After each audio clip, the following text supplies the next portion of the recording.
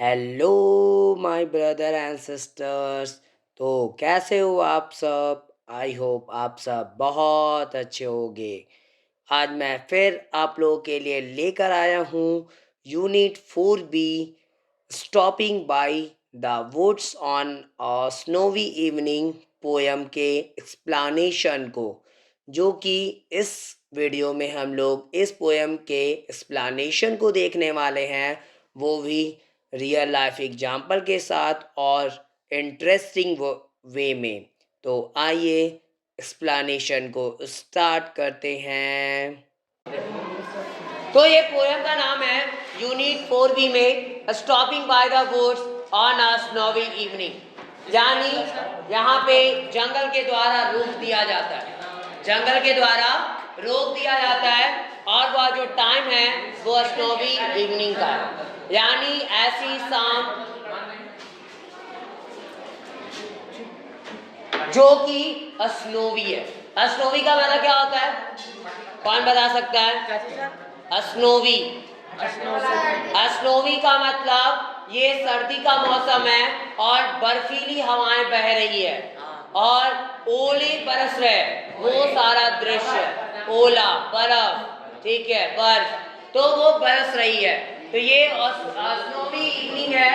उसी स्थान पर जंगल के द्वारा इस कवि को रोक दिया गया। अब यहाँ पे क्या है, सबसे पहले हम लोग पोएम को स्टार्ट करने से पहले कवि के बारे में जानते हैं। आखिरकार कवि कौन है जो इस कविता को लिखे हैं, क्या उनका लाइफ रहा है, क्या उनका जीवन का पूरा विवरण को देखते हैं। आखिरकार थे कौन? Know the poet Robert Frost 1874 to 1963 was an American poet who has written beautiful poems on nature and village life.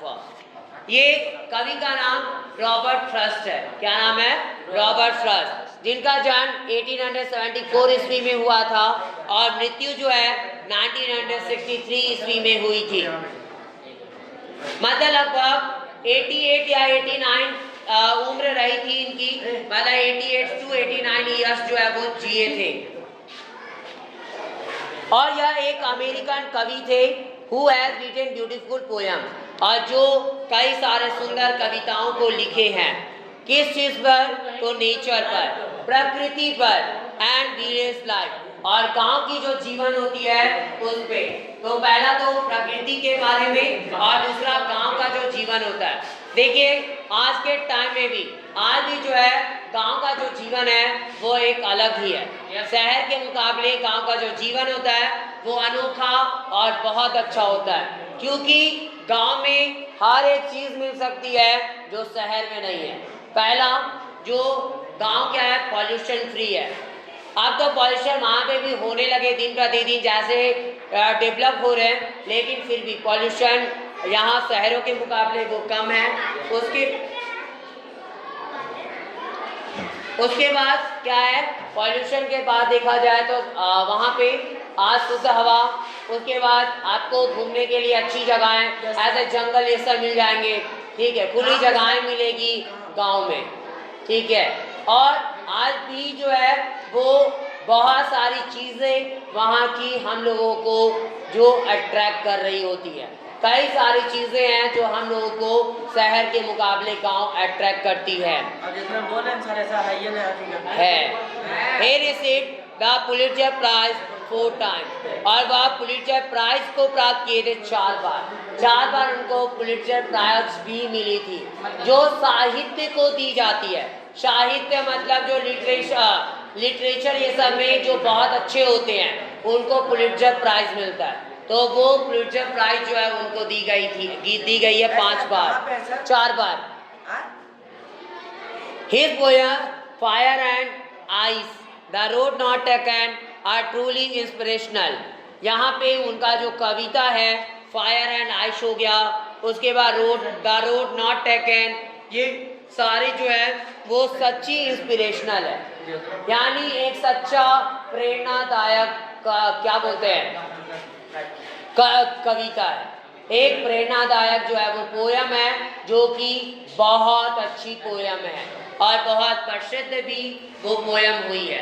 अब हम लोग पोएम को स्टार्ट करने से पहले कुछ बातें दी गई है, उसको देखते हैं। Close your eyes for a moment, कुछ देर के लिए अपनी आंखों को बंद करिए। And think that you are in a jungle, और सोचो कि आप एक जंगल में हो। आप कहाँ हो? जंगल में हो। What all do you hear or see? और आप जो है आप क्या देखते हो या क्या सुनते हो? अचानक से सोचो कि आप जंगल में हो, आपको क्या क्या सुनाई देती है, क्या क्या चीजें दिखाई देती है, आखिरकार जंगल में होता क्या क्या चीज है। और उसके बाद don't the sound frighten you, क्या आपको आवाजें जो है डराती नहीं? वो जो आवाजें हैं जंगलों की, जंगल की, क्या वो आपको डराती नहीं है क्या? बिल्कुल डराती है। कई सारे ऐसी आवाजें अगर जंगल जाओगे अचानक से सुन लोगे उन आवाजों को तो आपको डर लगने लगता है। आप चाहे कितने भी स्ट्रांग क्यों ना हो, लेकिन अगर अकेले जाते हो तो रियली आपको जो है वो डर फील होगी। आपको लगेगा कि अचानक से कोई इधर से आ रहा है, कभी लगेगा इधर से कोई आ रहा है, कभी लगेगा इधर से कोई आ रहा है, ऐसा आपको फील हो रहा होगा। तो वो कंडीशंस होती है। करेक्ट। तो अचानक से क्या होता है, कुछ ना कुछ आपको जो है वो फील हो रहा होता है, मतलब कुछ ना कुछ आवाजें जो है वो आपको सुनाई देती है। और कभी कभार आपको ऐसा भी लगता है जैसे आपके साथ कोई चल रहा हो। कई बार कुछ चीजें प्रतीत भी होती है, ऐसी लगती भी है। तो ये कंडीशंस होता है। सर 4 बार मतलब कैसे बता दी सर? 4 टाइम उसको पुलित्जर प्राइज मिला था। पुलित्जर प्राइज जो साहित्य में महान होते हैं, लिखने ये सब में, कविता ये सब जो लिखते हैं हाँ, उनके लिए ये एक बहुत बड़ा पुरस्कार होता है जो दिया जाता है। कहाँ पे है सर गाँव? गाँव कहाँ है? कौन गाँव? वो गांव ऐसे गांव के बारे में बोल रहे हैं कि गांव आज के डेट में जो है वो क्या है, गांव जो होती है वो शहर के मुकाबले बहुत अच्छी होती है। ठीक है, आगे देखते हैं। In this poem the poet stop by a forest on a snowy evening, और इस पोएम में कवि को कवि रुक जाते हैं एक फॉरेस्ट के द्वारा। और यहाँ पे ये क्या है, एक स्नोवी इवनिंग है, मतलब वही बर्फीली शाम, बर्फबारी हो रही है, ठंडी हवाएं बह रही है, और he is tempted to stay back and rest a while। और उनका क्या होता है, वो क्या करते हैं, उनको वो प्रलोभित होते हैं उसके प्रति, उनको लगता है कि हम यहाँ ठहरे, रुके, और यहाँ पे जो है वो कुछ देर आराम करें। क्या करें? यहाँ पे रुके और कुछ देर आराम करें। What does he finally decide to do? और आखिरकार वो अंत में क्या करना डिसाइड करते, क्या करना तय करते हैं। Read to find out yourself, इसको पढ़े और खुद से जो है देखे कि आखिरकार इस पोयम के माध्यम से कवि जो है क्या क्या चीज़ों को बता रहे हैं, वहाँ पे क्या करते हैं, वो अगर रुकते हैं तो कैसे वो अपने टाइम को स्पेंड करते हैं। कहाँ रुके थे? फॉरेस्ट में सर? हाँ। Whose words these are? I think I know. His house is in the village though.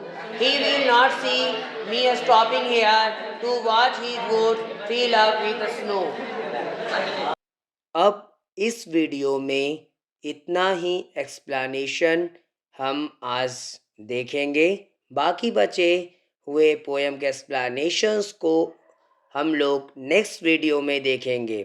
अगर आपको यह वीडियो पसंद आई हो तो प्लीज़ मेरे इस वीडियो को लाइक ज़रूर करें और ज़्यादा से ज़्यादा शेयर करें ताकि और भी बच्चों तक इस पोएम के एक्सप्लेनेशन पहुंच सके। और मेरे इस चैनल को सब्सक्राइब भी ज़रूर कर ले ताकि मेरी आगे आने वाली वीडियो की नोटिफिकेशन आपको सबसे पहले मिल सके। Thanks for watching my video. Have a nice day.